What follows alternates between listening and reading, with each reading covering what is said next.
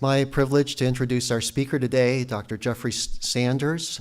He's an associate professor of history at Washington State University, where he teaches courses in environmental history, Pacific Northwest history, and the history of the U.S. West. Professor Sanders was a visiting scholar here at BYU at the Charles Redd Center a couple of years ago, and some of the research that he'll be presenting today stems from that time that he was here at the Redd Center. Professor Sanders received his PhD in history from the University of New Mexico. He holds an MA in history from Boston University and a BA in history from the University of Washington. He's the author of two books, Seattle and the Roots of Urban Sustainability, Inventing Ecotopia, and McClellan Park, The Life and Death of an Urban Green Space. The work that he's going to be presenting from comes from his current book project, which is under contract with Cambridge University Press, and that's entitled Childhood and Environment in the Postwar American West. Please join me in welcoming Professor Sanders.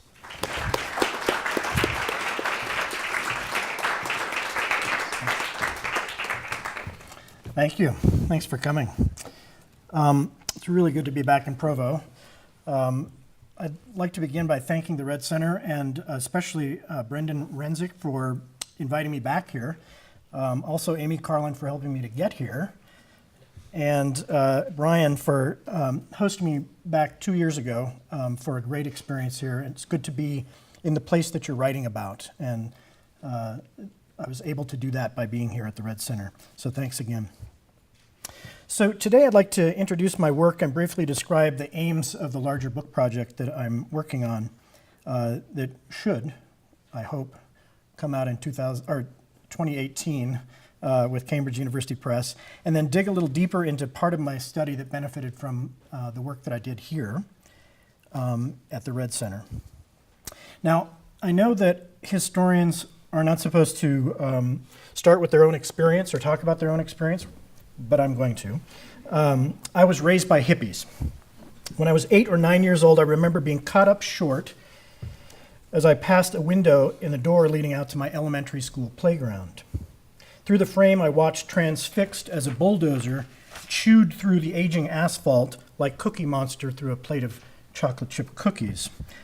The machine made quick work of rusting industrial-era jungle gyms and tetherball courts. In a traumatic moment, what I had accepted as the permanent painted lines of foursquare courts and hopscotch games disappeared. This is me in the front row, by the way, smiling there. To my dumb surprise, the bulldozer revealed brown dirt just inches below the surface. This was my machine in the garden moment, or maybe my bulldozer in the playground moment. Actually, my parents were not really baby boomers or hippies exactly. They were born too early, and I was born too late. They were more like square beatnik wannabes who identified with the 1960s counterculture. Like so many other parents, they expressed their politics in their choices about where I would be educated. And they were unsatisfied with conventional schools, and they helped to create the first alternative school in Seattle, and then the second alternative school. And these were sort of loose, free experiments in education. The alternative aspect could be traced to the counterculture's desire to create free schools and therefore freer children was the idea. This is the old school in the 1970s that we inhabited. In the mid-1970s, the alternative school inhabited one half of this hulking University Heights school building, a turn-of-the-century wooden mission-style schoolhouse in Seattle's North End, just blocks from the University of Washington campus. The timbers of those halls and stairwells still creak in my mind. We occupied only half of this building like squatters. The other half was the regular or straight school, as we called it, sort of derisively. This is a God's eye. This is the kind of thing that we would have been creating. We made fun of the straight kids in their seasonal parade of identical turkeys and snowflakes plastered to their windows. Meanwhile, we instead spent hundreds, and I'm telling you, hundreds of instructional hours carding wool and dyeing wool with natural dyes, boiling plants to make the dyes, and crafting things like this, God's eyes like this, or in some cases, giant wall hangings that would only get half done. And it became a punishment in the classroom, like, go work on the loom, go finish the weaving. So this is the kind of school it was. There were no desks. It was sort of like a consciousness-raising group. We sat on rugs. There's a whole Earth poster of the planet from space that sort of hung over our terrariums that we managed to learn about ecology. We called our teachers by their first names, Pat, Rick, Laura Lee, and the slogan of the school was Kid Power. We didn't do the Pledge of Allegiance. Instead, we sang Roll On Columbia, right? And We Shall Overcome. So you get the idea of what kind of school this was. So the bulldozer in my playground then wasn't meant to traumatize. It was part barn raising and part spatial political intervention on behalf of children at the height of the post-Earth Day environmental movement. With the old blacktop cleared away, we set about building a new, more liberated playground, one that downplayed competition and an older rectilinear legacy. Once the bulldozer was done, us kids and the parents did the rest of the work. We helped to heave planks up. We built these are the structures we built out of recycled wood and old tires, for instance. And all this stuff is coming from the cast-offs from post-war metropolitanization that's happening, suburbanization, the construction of suburbs around Seattle. A lot of the stuff is left over from that. And of course, underlying it all was a bed of pungent wood chips fresh from the timber mills on the Washington coast, on the Olympic Peninsula to catch us when we fell. And you can see it's kind of a rickety, it's the kind of playground that later became the source of many lawsuits, right? I still have, and you can barely see it here, it's right in the corner, a splinter in my hand that is left over from this experience, from this time, that reminds me of this playground that's long gone. It's been torn down, remade several times.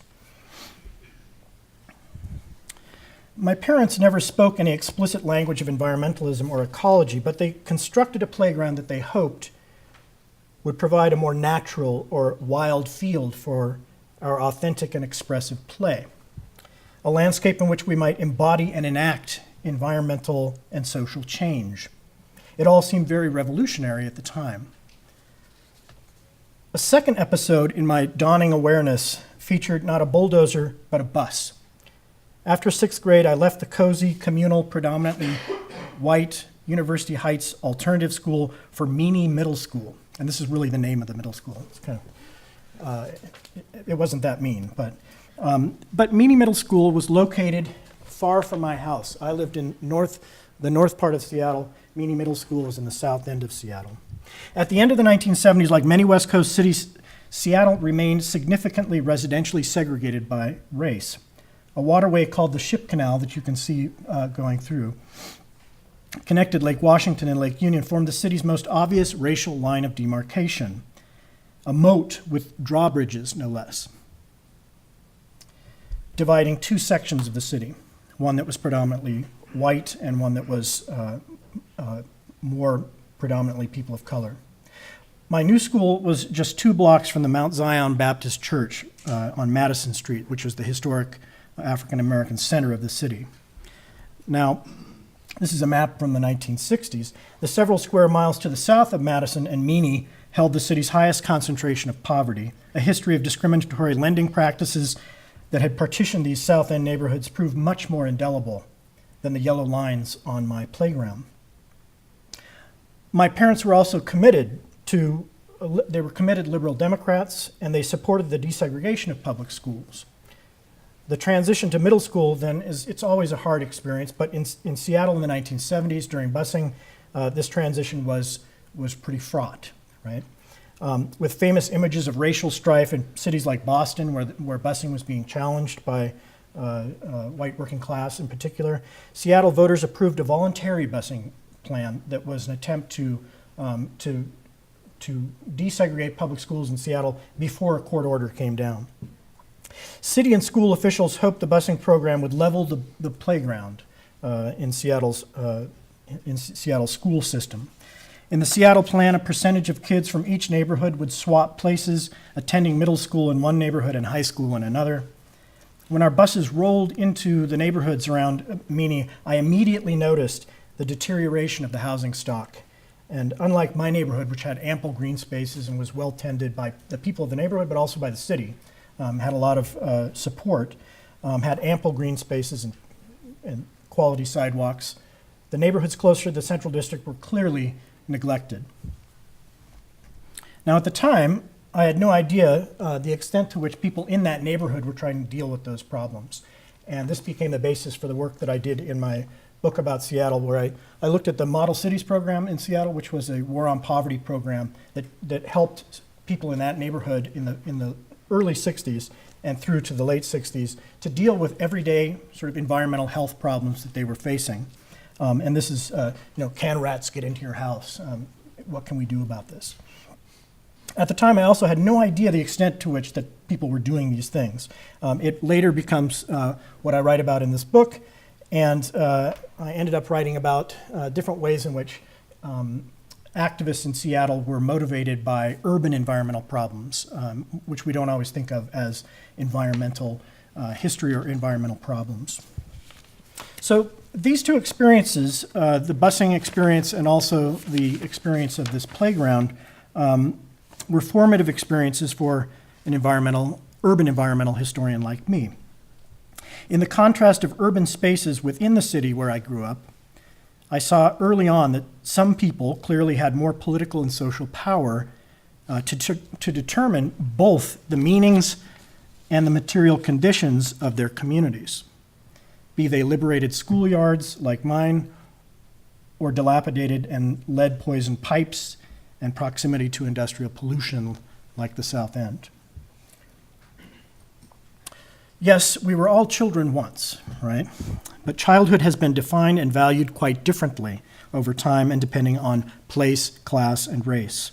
Like wilderness and frontiers, however, in the American mythical imagination, youth and childhood have also offered an escape from history, I would argue, and the promise of individual and communal rejuvenation often. Certainly my parents were doing these things. But of course, childhood's meanings and material circumstances are just as much products of history as our ideas of wilderness or the West. In eras of great social transformation in the late 19th century and then in the post-war period that I study, childhood and environment have overlapped in a dynamic relationship, sharpening public debates about social and the environmental good. So the alternative schools and busing then express these two ways that my parents' generation grappled with the legacy that remained of race and also of environment that remained baked into the landscape of the U.S. West. It also expressed a desire that we have to create utopias, like safe utopias around our children, even while we often accept the environmental inequalities that defined places like Seattle and really define most cities now. So I start with my own experience to illustrate sort of these core ideas of my book in progress, which is in progress. I have 4 chapters at this point. And the first chapter deals with the ways in which childhood is being constructed during the war and after, especially in the shipyards on the West Coast and by important developers like Henry Kaiser, who was a shipbuilder, but then after the war became a suburban developer of whole communities. And I trace sort of the ways in which children are being structured into landscapes, some kids and not others, certainly. The second chapter of this book so far is From Bomb to Bone, and this is what I'm going to talk about a little bit today, which is the environmental consequences of the Cold War for children's bodies and the way that we come to understand ecology in part through kids. And then chapter 3 is focuses on sort of the environmental history of juvenile delinquency in the 60s during the War on Poverty, and especially programs that were used to take especially inner city kids out of the inner city and put them to work in nature. And this, for instance, here is a campground construction project that was going on in Nevada, but these were happening all over the West. You had kids from inner cities going out to learn how to build trails and picnic grounds, campgrounds that they would never, in most likelihood, never use. And then finally, in loco parentis, which is a chapter about the refugees, of the runaway refugee and runaway crisis during the 1960s that reshaped social service agencies and other kinds of services in cities like Berkeley and other sort of hip capitals on the West Coast. So those are the things that I'm interested in writing about. So back to my hand here. So what inspired my parents and their hippie comrades to transform my playground? I think we can trace their motivations to the contradictions of the Cold War, and this is what I want to focus on for the remainder of my talk today. As I argue here and in the larger work, children became the measure of environmental risks, and ultimately they became the driving impetus for political mobilization. They were the indicator species, the animals in an ecosystem that suggest disruptions or crisis, right? For a broader set of environmental and social concerns. Indeed, it was the concern for the health of children's bodies as much as wilderness or conservation that helped to produce new kinds of environmental knowledge and activism by the early 1960s and really coming out in the 1950s, and helped to launch the modern environmental movement. So here's an example. In 1962, the Berkeley Daily Gazette featured a full front-page photograph of a Berkeley area mother, and I don't have that picture with me, Sandra Nappel, flanked by her young sons. The caption explained that they were placing a note, quote, in the milk bottle, discontinuing milk delivery for 8 days after every atmospheric nuclear test. The missive was an adapted version of one that an organization called Women's Strike for Peace, WSP, had begun circulating in their national publication, The Memo, in the first years of the 1960s. She wrote, "To my milk company, as you know, the nation's milk supply will become increasingly contaminated by radioactivity this year. This can affect the health of our children. As your customer, I ask you to represent my interests in this matter. Please write or wire President Kennedy urging him to not resume atmospheric testing. As the test ban debate heated up in 1962, and this was an effort to limit and take underground the kind of testing that was happening in the Nevada test site, as the test ban heated up, or the debate around the test ban heated up, mothers like Nappel were part of a nationwide decentralized movement that began to send out an urgent call to action, suggesting ways that local groups of women, in particular, could adapt the message about radiation in food, in the food supply, to their local conditions. One flyer, and this is the flyer that one of the flyers that she used, was revised and adapted by local people to match whatever their circumstances were. And on this bottle, for instance, our children are paying the price of atomic testing in birth deformities, leukemia, and cancer.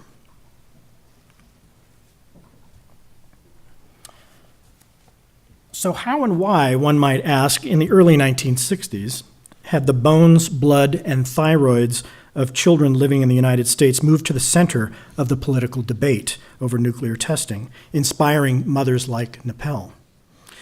What conditions made such a public discussion of pollution and imperiled children even possible, all but eclipsing the strict foreign policy considerations that had characterized this debate for much of the 50s and early 60s? And I think three facts or three areas sort of help us understand this. And one is the kinds of contradictions that are coming out of the 50s, and sort of the way in which the post-war ideal of the domestic space and family came into conflict with what was happening with testing. I also think the emergence of a kind of citizen science movement, politico-science, as Michael Egan describes it, helps us to understand this. It empowered women in particular. And then it created an opening for women to become activists, women like Napel. So the first factor that was the domestic ideology of the 1950s in particular shapes the context. The contradictions of domestic life in the 1950s provided fertile soil in which a new approach to environmental risk could take root. As historian Elaine Tyler May argues, the domestic space was tenuous in the Cold War era. She says, while the home seemed to offer the best hope for freedom, it also appeared to be a fragile institution, subject to forces beyond its control. Children occupied the center of this fragile institution. They embodied hope as well as profound vulnerability in an age of childhood consumer dangers such as thalidomide, which was at this time in the 50s sort of was showing terrible effects, deformities in children. And also polio is in the background of this. So people mobilized around what seemed to be environmental problems that are attacking their children. As the baby boom exploded, middle-class white mothers in particular faced a proliferation of new products as well. And this fueled what Elizabeth Cohen calls consumer agitation. Even reassuring experts like Benjamin Spock seemed to raise the stakes of child rearing, and even as they sought to sort of help mothers and allay their fears, they in some ways exacerbated the problems. In this context, women were tasked with ever greater responsibility as consumers and caretakers to make informed decisions about how to raise healthy children. And they took this job seriously, right? If we are the managers of the household and there's a threat coming, or we're supposed to understand how to deal with different kinds of consumer products or potential pollution in the home, I need to learn about this. I need to do something about it. So during the 1956 presidential contest, for instance, vigilant mothers paid close attention to the ways in which children's health started to intrude into public discussion and debate. That year, the New York Times noted that nuclear weapons and fallout have become major issues in the presidential campaign. In a special article meant to explain the technical issues of fallout for Americans, the Times explained the short-term effects of burns and ingestion of radiation, like those experienced by people downwind of the Nevada test site or at the Marshall Islands test sites. But they added another ominous ripple. Over a very long period of radiation is hazardous because it is capable of altering the agents of heredity in animals and plants by damaging genes and reproductive cells. Such effects might not be readily apparent, as in the birth of freaks, the Times says, but might form shortened lifespans or susceptibility to common disease, and then only in grandchildren or great-grandchildren of victims.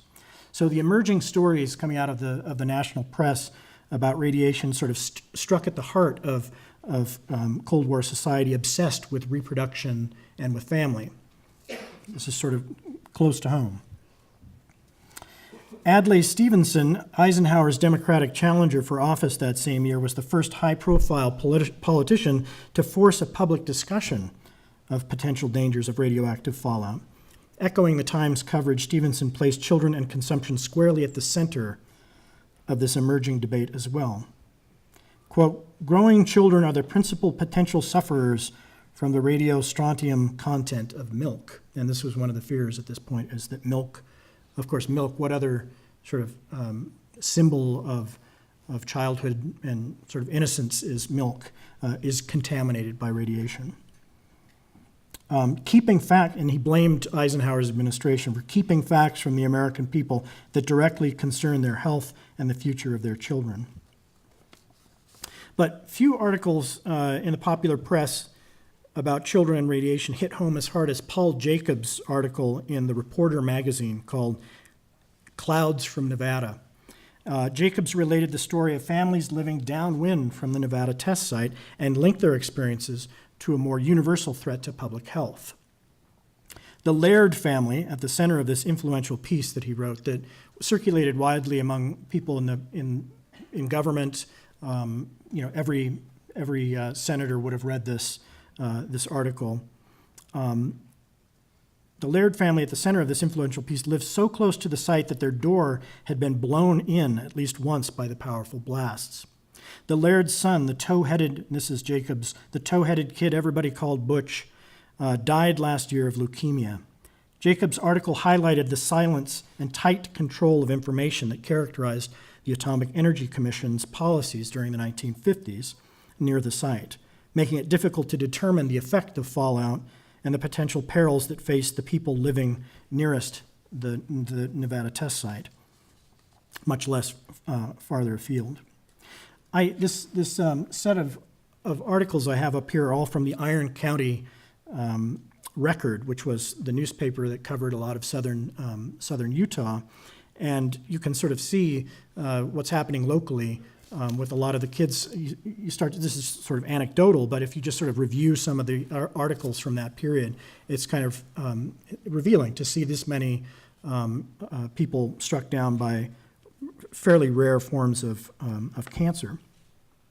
In oral histories of southern Utah, residents 30 years later, many of the grown residents 30 years later remembered a particular moment of recognition about the bomb.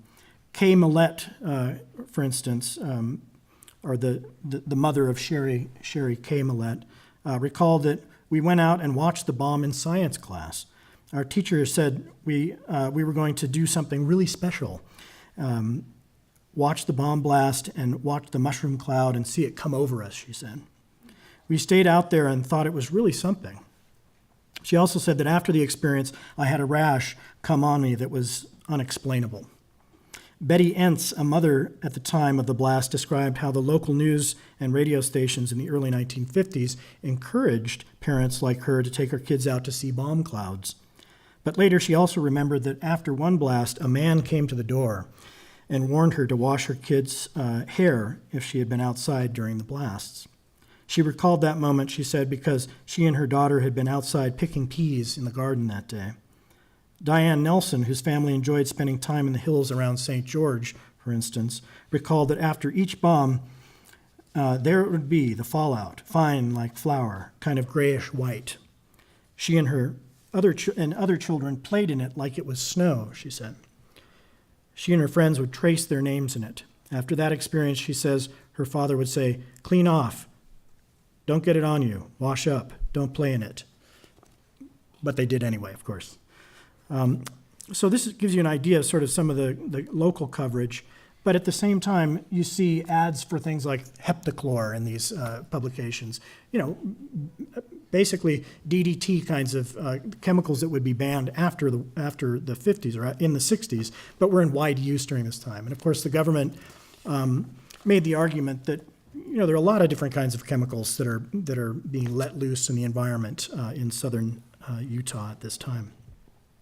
However, the Atomic Energy Commission was also quite concerned about fallout, though not publicly. And they used children as the measure as well. And this is what I want to underline. It's the way that kids become the way that we understand the risk of radiation in particular. As early as 1953, the AEC created the deceptively cheery-sounding Project Sunshine to study the effects of global fallout in the atmosphere. This is a secret program. Barton Hacker, the historian of this period, noted that secrecy was a salient concern for the participants, including the Rand Corporation scientists hired by the government. The touchy aspect of the secret program was its effort to collect and use infant bones and that offered the best measure of levels of different kinds of chemicals and radiation in the bodies of people, but children especially, because the calcium in growing bones would absorb it. The AEC tasked scientists with the grisly task of collecting infant bones in places like India, Japan, South Africa, South America, and the United States. And it demanded some kind of cover story, and the story was that they were just measuring naturally occurring background radiation in children's bones. But powerful AEC scientists, including Willard Libby, continued to downplay the health effects of fallout from atmospheric testing well into the late 1950s, even as the risks became more public. So my point here is not to sort of rehash the history of downwinders. That's not my point. In fact, there's really good work on this that's done recently by Sarah Fox, her book Downwind, A People's History of the Nuclear West, which I highly recommend. But I do think it's worth underlying the different ways that children in the 1950s and coming out of the 50s helped to produce new ecological knowledge, essentially, both by the government and then later by other kinds of citizen activists. Children were important because their bones absorbed these chemicals more readily, but as I would argue as well, children were also important precisely because they played such a central role in Cold War culture. So the fact that we've got all these baby boomers is part of the story. Yet in the 1950s, families and communities were still left on their own to grapple with what was happening to their children. So people in southern Utah, for instance, sort of weren't getting the straight story, certainly.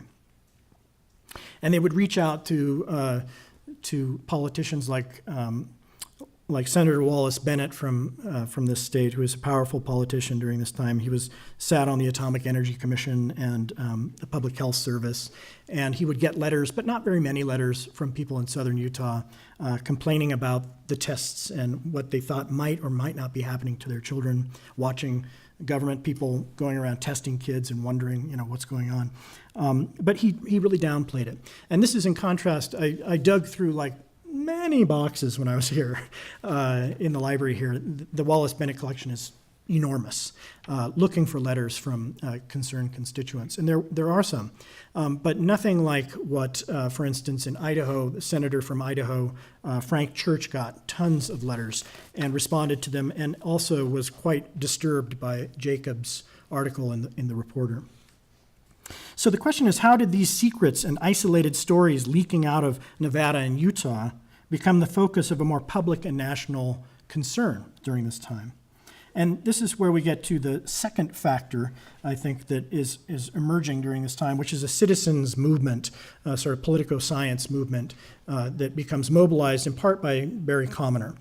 I think he's crucially important to this story, but I want to emphasize the way in which, and Michael Egan has written about Barry Commoner's work extensively. But what I want to focus on is the way that kids are crucial to this story. They make the science have meaning, in other words. So the second factor was this emerging citizen-driven, decentralized science revolution that began to fill the information vacuum left behind by tight-lipped national security officials in the 1950s. During the 1950s, a biologist named Barry Commoner, along with his colleagues Louise and Eric Reis,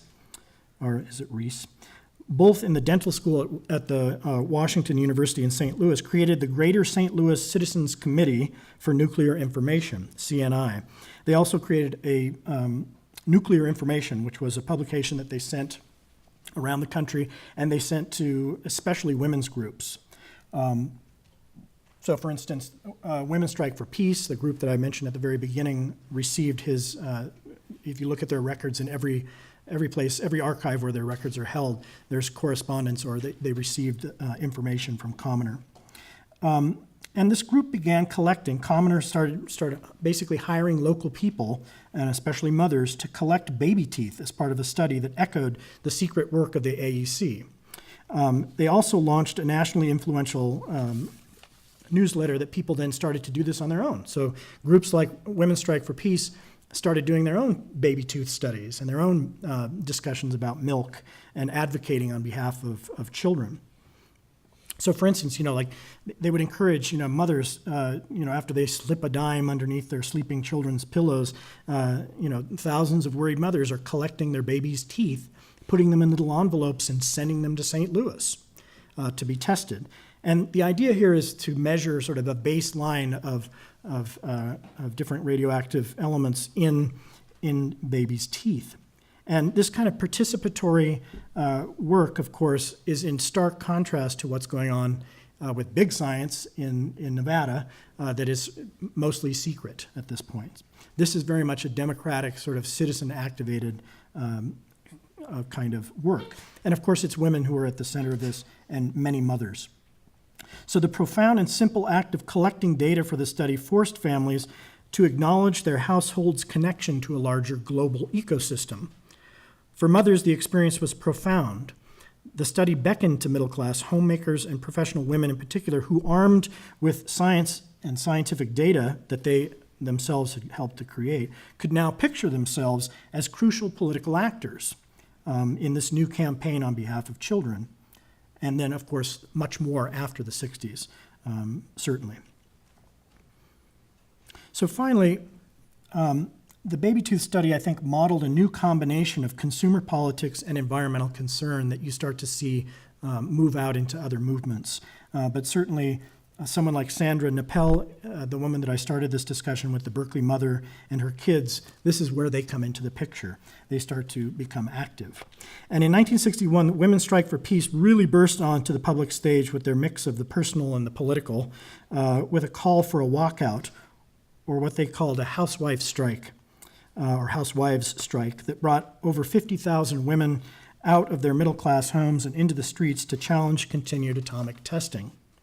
They produced important local and national leaders that went on to do all kinds of things in the environmental movement, the peace movement, and the women's movement. Women like Bella Abzug was a member of Women's Strike for Peace. If you're interested in this, Amy Swerdlow's book on this subject is quite interesting, and Rebecca Solnit, if you're interested. The West Coast activists were particularly sensitive to the proximity of these tests to them, right? The LA activists, the San Francisco activists, even though the winds were actually blowing towards St. Louis. But they become very active, inspired by Barry Commoner's study. And they start to take the fight to both Nevada, to the test site, and also to Washington, D.C. So they took their protests and to the source of radiation first, the source that was potentially poisoning their children. In the summer of 1962, 44 Women's Strike for Peace members went from San Francisco and Los Angeles, descended first on the streets of Las Vegas, and a busload of activists garnered plenty of attention from the local press, which interviewed 6 of the women and announced that nuclear energy and female energy expanded in Las Vegas today. The activists chose what they described as 2 of the flossiest blocks and busiest blocks in the tourist city, and they raised their signs aloft and pushed empty baby carriages down the street as they paraded near the Strip, and explained to surprised high rollers coming out of the casinos that these carriages were empty because of stillbirths, empty because of leukemia, empty because of cancer. Later the next day, some of these same women traveled to the Mercury base, right to the edge of the test site, and cased the joint, as they said, and of course stayed there pretty much throughout the 60s. There were some kind of Women's Strike for Peace activists and other activists, peace activists, at the edge of the test site throughout the 60s and into the 80s. So this kind of movement continues, and people also are very much active in going to Washington, D.C. and pressuring senators like Frank Church to become involved. And by the time the hearings begin on the atmospheric testing debate begins in 1963, when it was Hubert Humphrey's turn to question Willard Libby, who is the important scientist at the AEC from the University of California, the future vice president emphasized, quote, great concern over radioactive fallout. Reading aloud from a recent report, Humphrey underscored the disturbing risks of radiation specific to the atomic West and embodied in its children. He said, several thousand children in Nevada and Utah have probably received hazardous doses of fallout radiation from nuclear testing in Nevada over the last 12 years. He explained to his colleagues in the chamber. But by that time, children like the ones who died of leukemia in the atomic West had finally been made a more concrete part of the public discourse thanks to groups like Women's Strike for Peace. And just to give you an idea, I mean, in the signing, the speeches that Kennedy was giving when he finally signed the test ban treaty in 1963, during that summer in in his speeches, he said things like this. He said, "The number of children and grandchildren with cancer in their bones, with leukemia in their blood, or with poison in their lungs might seem statistically small to some in comparison with natural health hazards.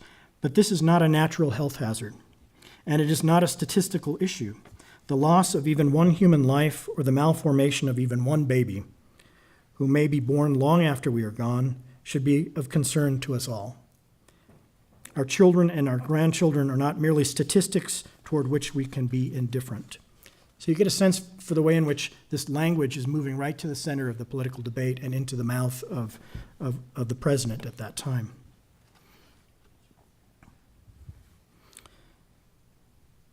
So groups like Women's Strike for Peace responded to this contradiction of the Cold War by encouraging women to take their societally sanctioned domestic concern for children and extend it outward, mixing the politics of consumption, foreign policy, feminism, with a dawning public awareness of ecology to make a really powerful sort of public force at this point.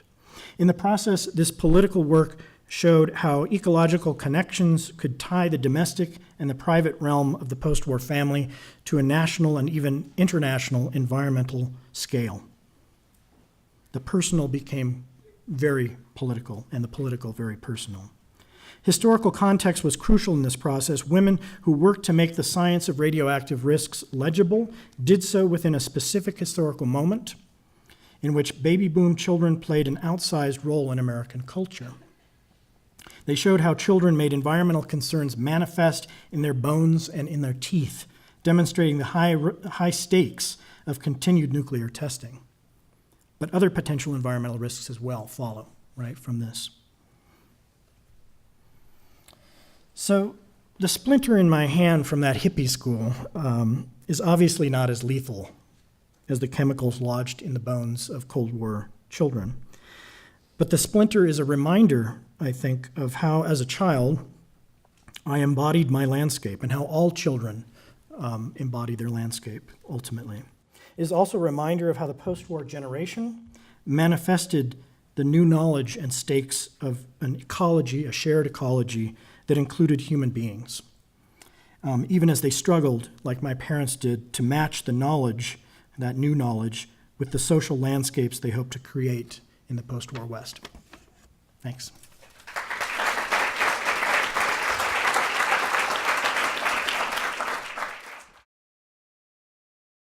Questions, please.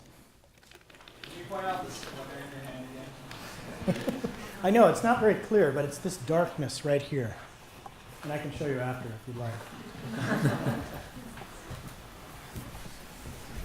Were there lawsuits? Were there lawsuits in which? Against the federal government on behalf of children? Yes, absolutely. I mean, especially in the 70s and 80s, this becomes. But the lawsuits, interestingly, early on, sorry, I'll get back here. Early on, some of the lawsuits in southern Utah revolved around sheep that were damaged by some of these nuclear blasts, and the government just wouldn't acknowledge it. But there were sheep ranchers down south who were like, yeah, no, something's wrong here. I'm having stillbirths and, strange things are happening with my animals. And they did sue the federal government at that point. I don't remember the final outcome of that case, but it went on, and it became the basis for later claims. But I think it's also interesting because sheep and children, in my mind, there's a kind of a connection there that I think there's sort of this innocence. But there were few lawsuits at the time by parents, but later on, absolutely, especially as we get more information. So were the parents concerned over milk? Was that justified? Was there actually a legitimate problem with the milk supply? Or Yes. was that overblown? No, there was. I mean, overblown is a relative. It was overblown, perhaps, but it was also present, right? So what they found with the baby tooth studies in particular, and this is one of the claims the feds were making, is that this stuff went into the atmosphere and just sort of stayed there.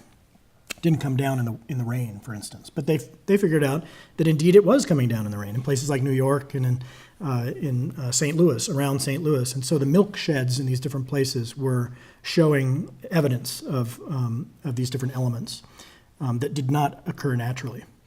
Same with in Utah, little by little, by the time the test ban hearings, local scientists here were turning their attention to milk in order to trace the appearance of radiation in the milk supply.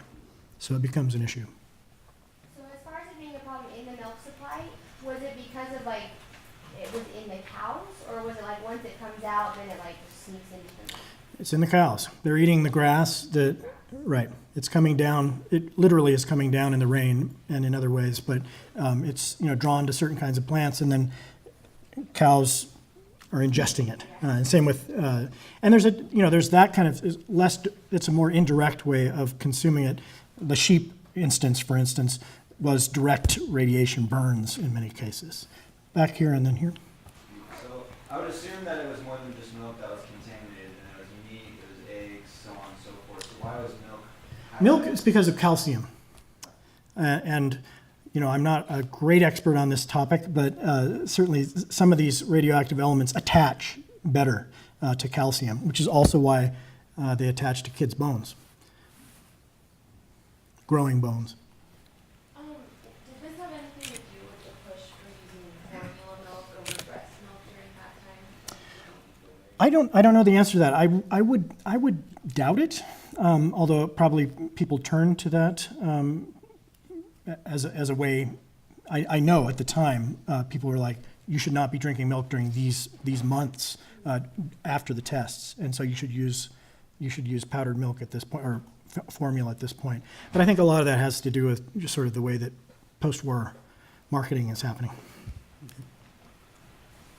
You had mentioned that the radiation damage could be transferred from one generation to the next. And I know that there's been recent research done that in World War II, that the trauma of World War II can actually be transmitted through DNA. Have they done any studies as to how far down? I don't know. That's a really good question, and you're talking about just different kinds of trauma. Yeah. I don't know the answer to that, but I think Sarah Fox's work deals with that, certainly. And also another great work, if you're interested in pursuing this, is Kate Brown's book, Plutopia.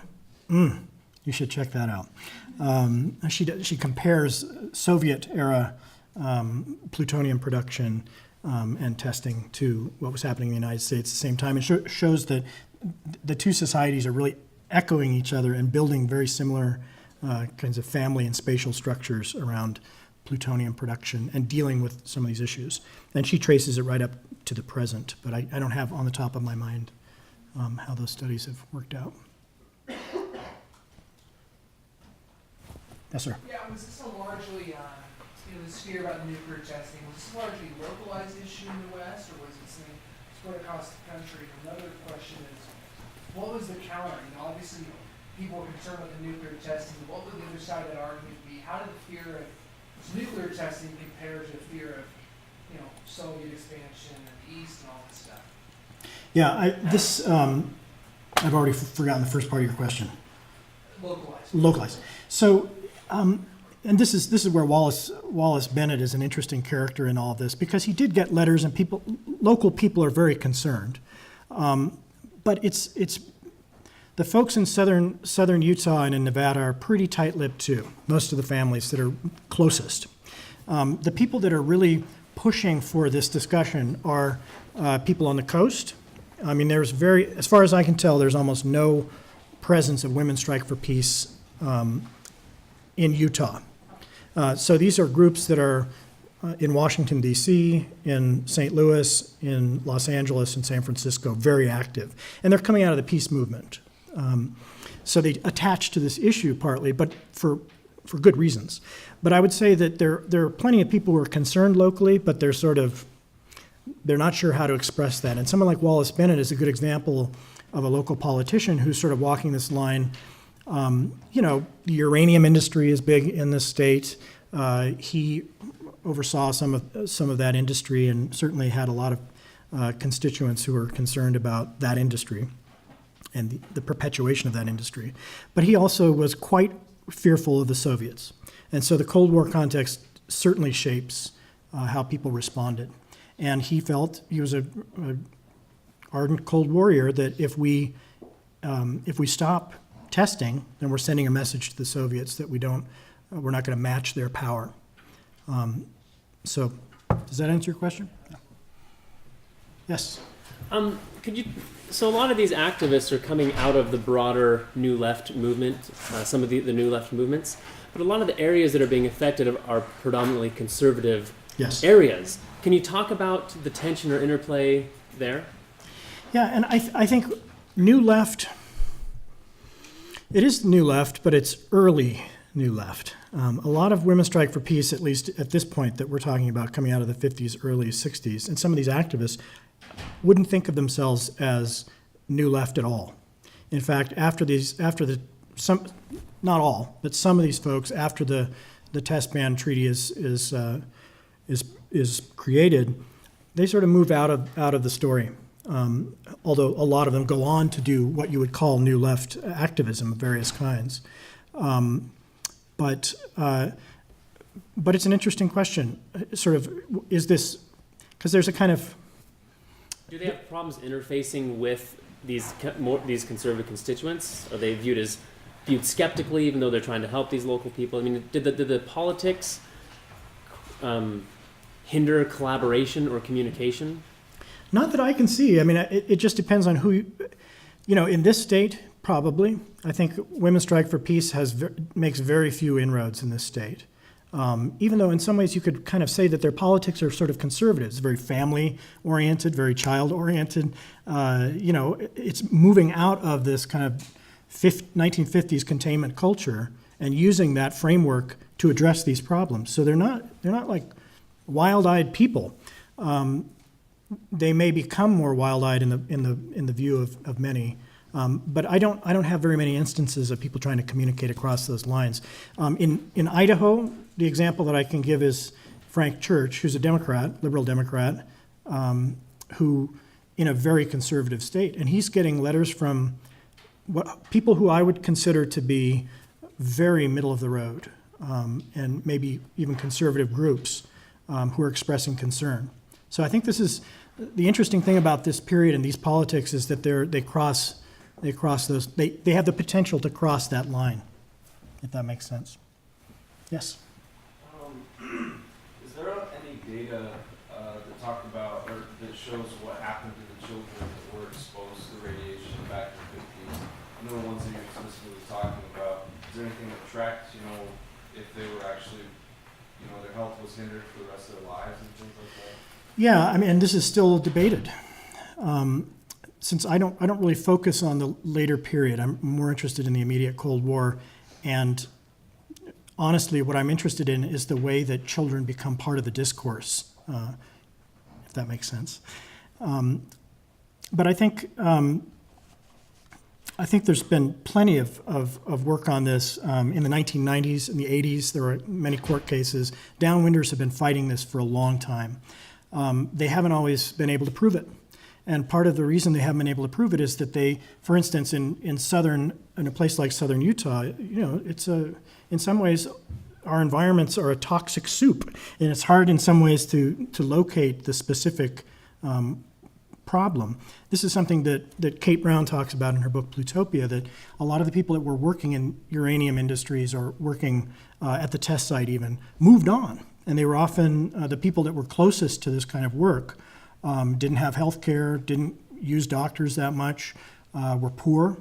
And so it's very hard to, unless you started to track them at that time and keep track of them, it's harder to track these problems. But there's certainly, I don't want to downplay the fact that downwinders have seen some success, but there's sort of an ongoing discussion. In my state of Washington, and I can't refer to it specifically, is downwinders from Hanford, because Hanford during the 1950s released, and 40s and 50s released all kinds of radiation into the atmosphere. There's still downwinders fighting the federal government in my state, and in many cases losing. But it's an ongoing struggle.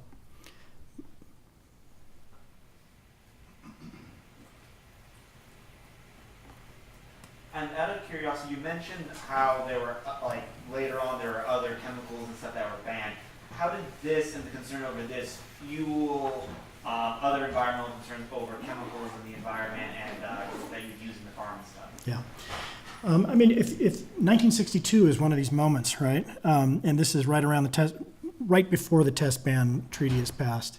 And of course, that's when Silent Spring is published. It's also the Feminine Mystique comes out at that time. So there's sort of a confluence of concern about not only radiation, and certainly Rachel Carson, I don't know if you've read Silent Spring, you know, there's sort of that beginning where she's talking about nuclear fallout. It's sort of the framework for the way that she's talking about these issues. So she's part of that debate. It's certainly the way that we're thinking about risk, and certainly children are at the center of that, but it expands outward, and we start thinking about other kinds of chemicals like DDT in particular. So heptachlor that I showed you earlier, that's one of the chemicals that's later banned, and mainly for, you know, incredible overuse after World War II, because there are all kinds of new chemicals that had been invented during World War II, and you know, you're sort of letting them loose. And 1962-63 is sort of a turning point in thinking about this and expanding that concern.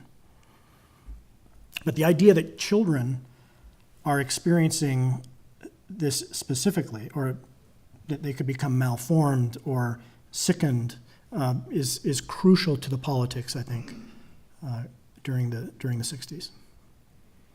Yes, sir. And that's, I know it's time to go, but that's just the last week we've had that again with air pollution and how it sort of disproportionately affects kids. What was the estimate that I read? 600,000 kids died of air pollution-related diseases or something like that. Yeah. Yeah, and you know, this leads to all kinds of legislation after the 60s in terms of lead and lead poisoning, and you know, again, it's an issue that affects everybody, but it also affects different people differently. So the people that I mentioned in the 1960s in Seattle who are trying to attack rats in their neighborhood, they also are concerned about lead and lead poisoning from both paint in their houses, but also from pollution because they live most likely near freeways or factories. So it also is an environmental justice issue, but certainly those concerns grow out of this time, I think. That was around the time of the Brigham too, right? Yes. That's sort of in the background, I think, of all this. Great questions. Thank you.